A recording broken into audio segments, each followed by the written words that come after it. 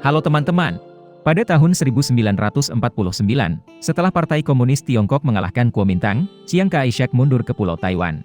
Namun, pasukannya masih menguasai rantai pulau yang terletak di dekat pantai Tiongkok seperti Hainan, Nanpeng, Dongsha, Kepulauan Wanshan, Kinmen, Dacen, Mazu, Zhoushan, dan banyak lainnya di dekatnya. Jika Cina ingin bertukar dan membunuh sejauh Taiwan dan Chiang Kai-shek memiliki kesempatan untuk melakukan serangan balik di daratan, maka Cina harus merebut pulau-pulau di sekitar pantai. Jadi mereka melancarkan serangan sengit pada 1950-an dan menguasai sebagian besar pulau. Dengan asumsi setelah pengamanan selesai, Cina akan langsung menuju Taiwan untuk menyelesaikan reunifikasi. Namun, kemenangan sudah sangat dekat ketika Perang Korea pecah. Cina terpaksa memindahkan sebagian besar pasukannya ke utara untuk pertahanan. Mereka takut AS akan membantu Korea Selatan menang dan menggunakan dalih ditempatkan di dekat perbatasan untuk mengancam. Itu hampir menjadi kenyataan jika mereka tidak langsung mengirim ratusan ribu pasukan untuk membantu Korea Utara. Setelah perang berakhir dengan gencatan senjata pada tahun 1953, pasukan Tiongkok terus kembali ke selatan untuk memenuhi sisa tujuan reunifikasi. Mereka menembaki Kinmen, Dacen, dan Mazu, 3 pulau utama Taiwan yang tersisa. Namun, situasi geopolitik telah berubah, karena Cina ikut serta dalam Perang Korea, sehingga AS menganggap mereka sebagai oligarki komunis yang perlu dibendung. Di satu sisi, mereka mengirim armada ke-7 ke Selat Taiwan untuk mencegah Cina mengambil alih pulau-pulau yang tersisa. Di sisi lain, Amerika Serikat membentuk Organisasi Perjanjian Asia Tenggara bersama dengan Prancis, Inggris Raya, Selandia Baru, Australia, Filipina, Taiwan, dan Pakistan untuk melawan rezim komunis. Di mana, Cina dianggap sebagai lawan utama yang harus dihadapi. Karena ancaman dari 4 sisi serta keengganan Uni Soviet untuk berkonfrontasi jika Amerika Serikat menggunakan senjata nuklir. Oleh karena itu, Beijing terpaksa duduk di meja perundingan dan menerima hidup berdampingan secara damai dengan Taiwan. Setelah peristiwa itu, Cina merasa terhina ketika musuh mengancam wilayahnya sendiri. Oleh karena itu, Ketua Mao Zedong memutuskan untuk membuat bom nuklir dengan segala cara agar Amerika Serikat mendengarkan dengan cermat dan tidak berani memandang rendah Cina. Satu-satunya negara yang bisa membantu mereka adalah Uni Soviet, yang saat itu dipimpin oleh Nikita Khrushchev. Ironisnya, dia cenderung menentang semua warisan pendahulunya Stalin. Sementara Mao Zedong adalah penggemar berat Stalin. Selain perselisihan, dia mendukung Khrushchev ketika pemimpinnya ditentang keras oleh oposisi domestik. Sebagai imbalannya, Uni Soviet membantu Cina melatih banyak ilmuwan nuklir di Dubna dekat Moskow. Mereka juga mengajar penambangan uranium di Xinjiang, membantu pembangunan fasilitas penelitian, dan menyediakan reaktor nuklir.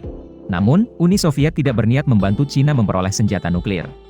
Karena mereka ingin menggunakan senjata nuklir sebagai pengungkit untuk mengendalikan dan menjadikan Beijing selamanya junior dari Uni Soviet.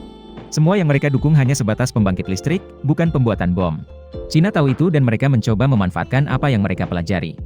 Pada tahun 1957, Uni Soviet mengajukan tawaran kepada Amerika Serikat dan Inggris Raya, mari kita bertiga menghentikan uji coba senjata nuklir untuk mengurangi ketegangan. Pada saat yang sama, anggota Pakta Warsawa dan NATO harus menandatangani perjanjian non-agresi bersama. Itu berarti Khrushchev ingin berdamai dan hidup damai dengan Barat. Mao Zedong kemudian mencela dia sebagai komunis palsu yang pincang.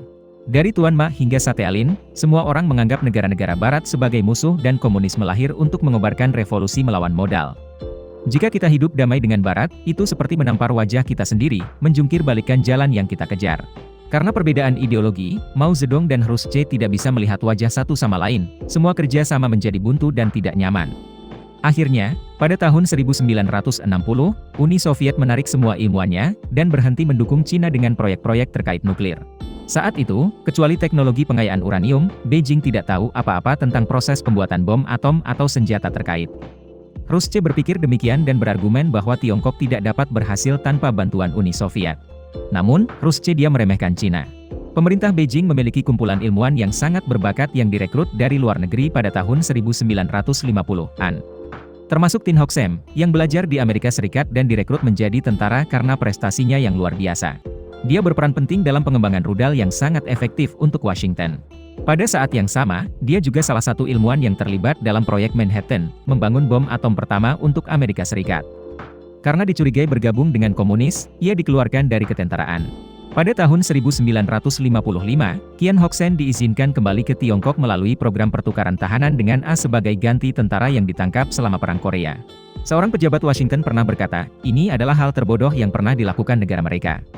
Selain Tin Hoxhem, ada doktor fisika lain seperti Dang Ratin yang memperoleh gelar di Amerika Serikat. Peng Huanfu memperoleh gelarnya di Skotlandia, bekerja dengan ilmuwan Jerman terkenal Max Born. Tin Fei Suong memperoleh gelarnya di Kanada dan Tin Tiem Chuang memperoleh gelarnya di Perancis. Mereka disebut sebagai bapak bom atom Tiongkok.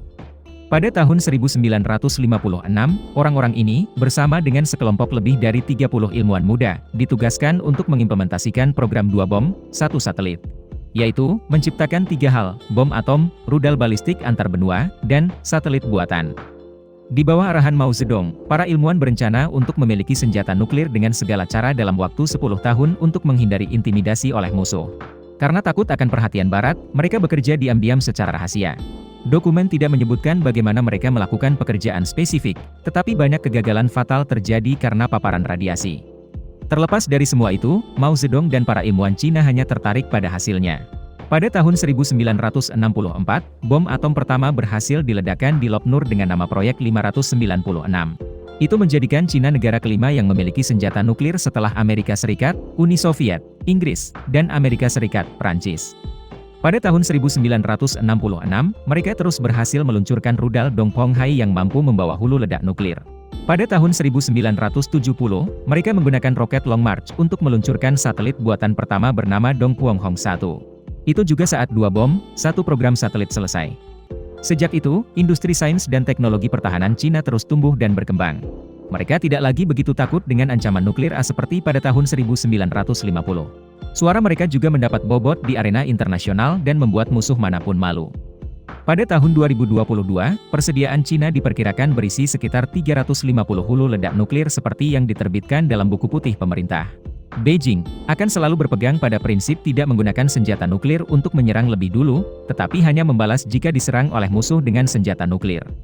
Selain itu, Tiongkok berjanji untuk tidak mengancam atau menggunakan senjata nuklir terhadap negara yang tidak memiliki senjata nuklir kapanpun atau dalam keadaan apapun. Ini mirip dengan India, yang hanya menggunakan senjata penghancur untuk tujuan pencegahan dan jika terjadi serangan pertama. Berbeda dengan Inggris, AS, Rusia, Pakistan, dan Korea Utara, negara-negara ini siap menggunakan senjata nuklir jika integritas teritorial mereka terancam atau jika tidak memungkinkan untuk menghadapi musuh dengan senjata konvensional. Singkatnya, mereka bisa menyerang lebih dulu jika dianggap perlu. Video berakhir di sini. Terima kasih telah menyukainya. Selamat tinggal dan sampai jumpa lagi.